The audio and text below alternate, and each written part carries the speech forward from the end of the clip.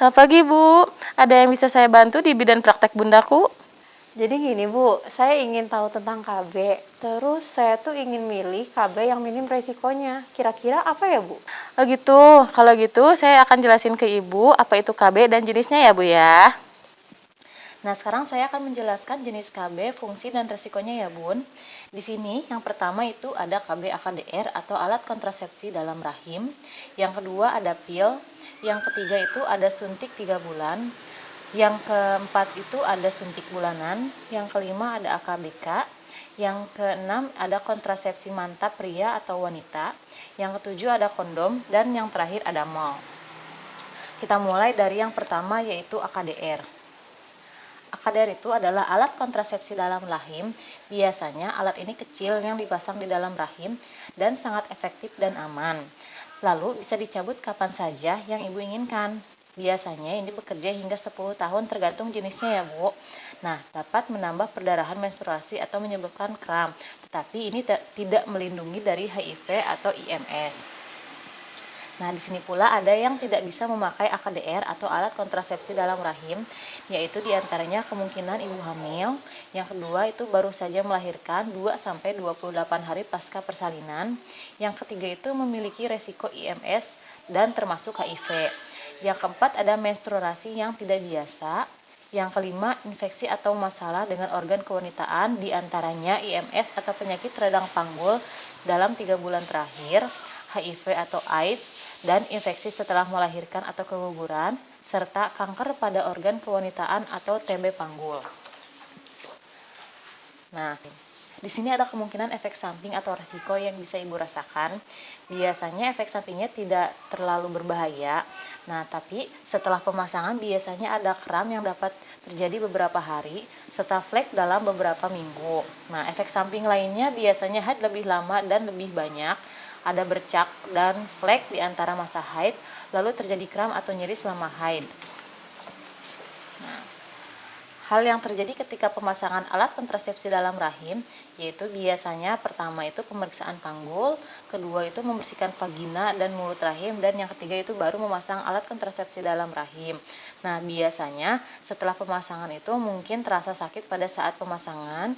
Untuk yang selanjutnya yaitu KB pil. KB pil itu biasanya diminum 1 pil setiap hari. Nah, ini pun efektif dan mudah untuk berhenti dan aman bagi hampir semua ibu. Ini pun dapat membantu mengurangi perdarahan menstruasi dan kram. Perempuan biasanya mengalami efek samping pada awal dan tidak berbahaya, namun ini pun tidak melindungi dari HIV dan IMS. Nah, di sini ada pula yang tidak bisa memakai KB pil, namun sebagian besar perempuan aman memakai pil. Ibu yang tidak dianjurkan memakai pil yaitu diantaranya merokok dan berusia di atas 35 tahun, memiliki tekanan darah tinggi, baru 3 minggu postpartum, menyusui kurang dari 6 bulan, dan mungkin hamil. Serta yang tidak diperbolehkan memiliki kondisi yaitu pernah stroke atau masalah jantung dan pembuluh darah, pernah memiliki kanker payudara, ibu memiliki 2 faktor resiko atau lebih seperti hipertensi, diabetes, merokok, atau usia lebih di atas 35 tahun. Memiliki penyakit kantong empedu, penyakit hati yang serius atau sakit kuning, ada diabetes, dan minum pil untuk tuberkulosis atau TB, infeksi jamur, atau epilepsi. Nah, efek samping dapat terjadi, tapi sebagian besar efek samping tidak berbahaya, bukan tanda-tanda penyakit. Namun, biasanya yang dapat terjadi yaitu banyak perempuan tidak ada keluhan, biasanya hilang setelah beberapa bulan.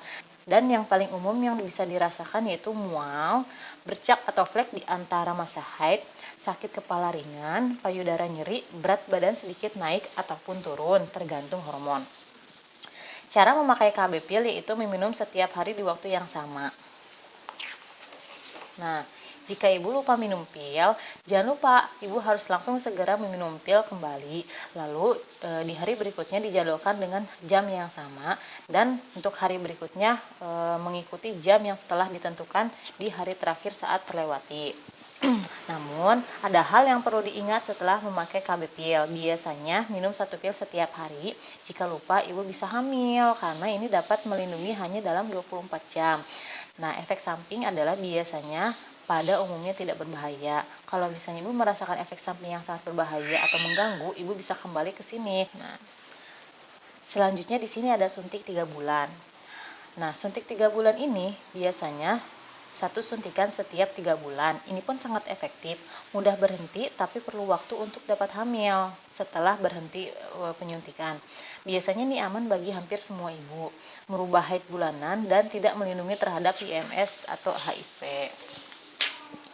Nah, di sini ada pula yang tidak bisa memakai KB suntik 3 bulan. Namun sebetulnya sebagian besar ibu bisa memakai KB suntik secara aman. Biasanya tidak boleh jika menyusui kurang dari 6 minggu, memiliki tekanan darah tinggi, dan memungkinkan hamil. Selain itu, tidak diperbolehkan bagi ibu dengan kondisi yang memiliki 2 atau lebih faktor risiko seperti hipertensi, diabetes, merokok, atau usia di atas 35 tahun, diabetes, pernah terserang stroke atau bermasalah dengan jantung maupun pembuluh darah, pernah terkena kanker payudara, perdarahan abnormal melalui vaginal, penyakit hati serius maupun sakit kuning. Nah, di sini ada kemungkinan efek samping yang terjadi jika ibu memakai KB suntik. Yang sangat umum biasanya perubahan haid bulanan. Nah, ada lagi yaitu berat badan yang naik, namun yang tidak umum yaitu sakit kepala ringan, nyeri payudara, suasana hati berubah, mual-mual, rambut rontok, gairah seksual menurun, dan jerawat. Hal yang perlu diingat saat memakai KB suntik 3 bulan yaitu nama obat suntik yang diberikan ya Bu ya. Lalu, kapan harus kembali untuk suntik berikutnya? Nah, kalau misalnya ibu merasakan efek samping umum yang telah terjadi, maka ibu dapat kembali ke sini dan kembali untuk suntik berikutnya jika ada keluhan. Selanjutnya di sini ada suntik bulanan. Ini biasanya satu suntikan setiap 1 bulan dan ini pun sangat efektif, aman bagi setiap hampir semua ibu. Beberapa mengalami efek samping namun tidak berbahaya dan segera hilang. Namun ini pun tidak melindungi dari HIV atau AIDS. Biasanya sebagian besar ibu bisa memakai KB suntik secara aman dan yang tidak diperbolehkan yaitu merokok dan berusia di atas 35 tahun, tekanan darah tinggi, baru melahirkan 3 minggu yang lalu, menyusui kurang dari 6 bulan dan mungkin hamil. Selain itu, yang tidak diperbolehkan untuk memakai KB ini yaitu pernah terserang stroke atau bermasalah dengan jantung maupun jalan darah, migrain, pernah terkena kanker payudara, memiliki 2 atau lebih faktor risiko seperti hipertensi, diabetes, merokok atau usia lanjut, penyakit hati serius maupun sakit kuning, diabetes, minum obat untuk TB, infeksi jamur atau obat epilepsi. Untuk kemungkinan efek sampingnya sebagian besar tidak berbahaya ya Bu ya. Namun biasanya tidak banyak ibu yang mengalami. Dan kalaupun emang mengalami hilang setelah beberapa bulan. Namun yang paling umum dirasakan yaitu mual-mual, flek atau bercak di antara masa haid, sakit kepala ringan, nyeri payudara, berat badan naik atau turun. Hal yang perlu diingat jika ibu memakai suntik bulanan yaitu nama obat yang diberikan oleh bidannya, kapan harus kembali untuk suntik berikutnya, biasanya kembali dalam setiap 4 minggu. Nah, jika ibu merasakan efek samping yang dirasakan, maka ibu dapat kembali ke sini. Nah, adapun efek samping yang bisa ibu rasakan seperti terasa sangat nyeri pada perut, dada atau kaki, sakit kepala berat, pandangan terganggu, berkunang-kunang, kulit atau mata kuning, mengalami gangguan kesehatan yang serius, ibu bisa langsung ke sini atau menghubungi dokter. Selanjutnya itu ada susuk atau AKBK atau alat kontrasepsi bawah kulit. Biasanya ini dipakai 1, 2, atau 6 kapsul kecil yang diletakkan di bawah kulit lengan atas, bergantung jenisnya. Nah, ini pun sangat efektif ya Bu ya. Efektif selama 3 tahun untuk 1-2 kapsul dan 5 tahun untuk 6 kapsul. Ini pun mudah untuk berhenti, bisa dikeluarkan kapan saja. Aman bagi hampir semua ibu. Biasanya mempengaruhi haid, tidak melindungi terhadap HIV atau IMS. Adapun yang tidak bisa menggunakan AKBK yaitu menyusui kurang dari 6 minggu dan memungkinkan hamil. Nah, selain itu, yang tidak diperbolehkan bagi ibu yang memiliki kondisi pernah terkena kanker payudara, penyakit hati berat maupun sakit kuning, minum obat untuk TB, infeksi jamur, dan obat anti kejang, perdarahan melalui vagina yang tidak diketahui penyebabnya. Adapun kemungkinan efek samping yang terjadi setelah pemasangan AKBK yaitu bercak atau haid ringan. Tapi yang umum terjadi biasanya haid tak teratur dan tidak dapat haid. Nah, yang jarang terjadi diantaranya yaitu sakit kepala, ovarium membesar, pusing, nyeri payudara, gelisah, dan mual-mual. Hal yang perlu diingat setelah memakai AKBK yaitu kapsul harus dicabut setelah 3 atau 5 tahun Nah, jika ibu merasakan efek samping yang terjadi, maka ibu harus kembali ke sini untuk mengontrolnya dan datang kembali jika ada masalah atau ingin mencabut AKBK. Setelah itu ada kontrasepsi mantap pria atau kontap pria. Nah, biasanya ini perlu tindakan operasi. Namun, metode ini tidak mudah dikembalikan semula bagi pria yang tidak menginginkan anak lagi. Tapi ini pun biasanya sangat efektif dan aman hampir semua pria. Tidak mempengaruhi kemampuan seksual, tapi tidak melindungi dari HIV atau IMS. Nah, untuk kotak ini bisa dipasang kapan saja dan tidak perlu menunggu jika ada masalah dengan alat kelamin seperti infeksi, pembengkakan, terluka, benjolan di zakar atau buah zakar. Sebaiknya ibu dan suami bicarakan terlebih dahulu. Karena metode sementara juga tersedia, karena kontak adalah tindakan operasi dan tidak dapat dikembalikan seperti semula, memiliki resiko dan manfaat. Untuk resikonya itu komplikasi bedah jarang terjadi atau perdarahan atau infeksi nyeri pada skrotum, namun manfaatnya yaitu satu tindakan cepat menuju keluarga berencana yang efektif, aman dan tidak mudah dikembalikan ke semula. Lalu tidak ada risiko kesehatan jangka panjang. Setelah itu ada kontrasepsi mantap atau kontap wanita. Nah, biasanya ini pun sama, merupakan tindakan operasi. Tetapi rahim tidak diangkat, namun ibu masih bisa mendapatkan haid. Metode ini tidak mudah dikembalikan seperti semula, hanya ibu yang tidak menginginkan anak lagi. Namun ini sangat efektif untuk mencegahnya kehamilan. Aman bagi hampir semua ibu dan tidak ada efek samping jangka panjang. Namun ini tidak melindungi dari HIV atau AIDS. Nah, kapan ibu bisa memakai kontap? Nah, sebagian besar perempuan bisa pakai kontap, namun perlu ditunda jika baru 1-6 minggu pasca persalinan. Yang kedua mungkin hamil, yang ketiga terdapat infeksi atau masalah pada organ kewanitaan. Yang keempat, kondisi kesehatan lain yang berat, misal seperti stroke, darah tinggi, atau diabetes dengan komplikasi yang memerlukan penata laksanaan sebelum operasi.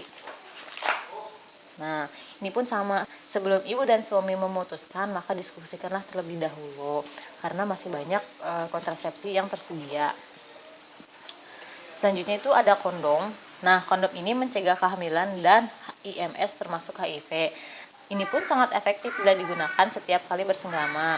Bisa hanya pakai kondom atau bersama dengan metode KB lain, mudah didapat dan digunakan. Namun ini perlu bicara dengan pasangan. Jika pasangan tidak mau memakai kondom, maka diskusikanlah untuk memakai KB yang lain. Nah, ini ada cara pakai kondom ya Bu ya. Bisa dilihat dari gambar pertama, kedua, ketiga, keempat, dan kelima. Kondom ini hanya bisa dipakai 1 kali ya Bu. Yang terakhir itu ada MAL atau metode aminorelatasi. MAL itu adalah metode kontrasepsi dengan menyusui. MAL berarti sering beri ASI siang dan malam. Dan bayi tidak diberi makanan dan minuman lain. Efektif selama 6 bulan sejak persalinan. ASI adalah makanan terbaik untuk bayi. Nah, biasanya tidak melindungi dari HIV atau IMS. Saat menggunakan MAL, bila sedang menyusui, bisa memakai MAL jika usia bayi kurang dari 6 bulan dan bayi tidak diberi makanan atau minuman lain selain ASI dan belum mendapatkan haid. Nah, cara memakai MAL, bisa memakai MAL segera setelah persalinan. Setelah persalinan, berikan ASI secepatnya demi kesehatan bayi sekaligus pencegah kehamilan. Selalu berikan ASI eksklusif. Ibu harus menyusui setiap saat bayi lapar, bayi siang maupun malam, tanpa minuman atau makanan tambahan apapun bagi bayi, baik nasi, pisang, atau air putih. Jika jeda waktu menyusui lebih dari 4 jam pada siang hari, lebih dari 6 jam pada malam hari, ibu harus mempertimbangkan metode KB lain. Ibu harus tetap menyusui bahkan jika bayi atau ibu sedang sakit. Hal yang harus dilakukan setelah berhenti MAL yaitu rencanakan KB lain jika bayi berusia lebih dari 6 bulan atau telah mendapatkan haid. Nah, pakailah metode lain pada saat yang tepat ya Bu ya.